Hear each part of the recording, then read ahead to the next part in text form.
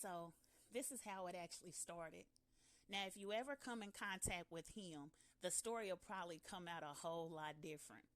But as it stands, we met back in the day, somewhere in the 90s. Picture it, Kansas City in the 90s. I'm standing outside in front of my auntie's apartment complex on the patio. I look to my left, I see my little brother, I see my little brother's friend, and then it's another dude that they with. He a little bit older, he looked like he about my age. So, of course, I'm a big sister. I'm going to go and harass my brother and bully his friend. And then it's this another little boy. He quiet and he got my attention. Now, if you ever talk to him, like I said, he'll tell you a whole totally different story. Because he swears I jumped off the porch, bust a split, and told him that he couldn't handle it. Now, what couldn't he handle when we was 12? I have no idea. But that's the story that he would tell. But that's how we met. And that's how my fairy tale begins. I'll get back with you in regards to some additional parts. It's all coming up for you. Now, the next time I ended up meeting up with this little sweet thing, well, now let me say this, because in between the times, we ran into each other a few times at the skating rinks, um, what was they called? Talent shows and things like that back in the day. But it never really went nowhere. Like, he had my pager number, and, I think he might have paged me like once or twice. But again, we were still young. It was never nothing serious.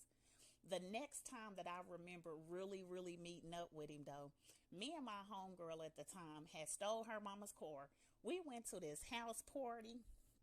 Now, the house party was of a girl that back then we didn't really mess with, so we was going to go cause problems. Now, we done already stole the mama's car. Now we going to go start some problems. So we go into this party, and again, his story's gonna always be different from mine. But he say, I told him to turn the lights off so that his sister's nose could get broken. I didn't know my friend had brass knuckles and was going to hit his sister in the nose at her party, but that's what ended up happening. So, anyways, long story short, we run out the house real fast, and we jump in our mama car because we parked right in front of the house. Well, next thing you know, I look outside to my right, and there he is. He got the biggest boulder Brock I have ever seen ever. Now, I'm looking in his eyes and I see anger. I've never seen him upset. So, anyways, all I can see now is him moving his lips, and he say, Tierra, if it wasn't for you, I'd bust this whole front windshield out. That was the second time I remember us meeting. I think I might like him a little crazy. Boy, oh boy, that third time was supposed to be the charm. I just knew that day that we was going to end up really getting together. I had pulled up on him.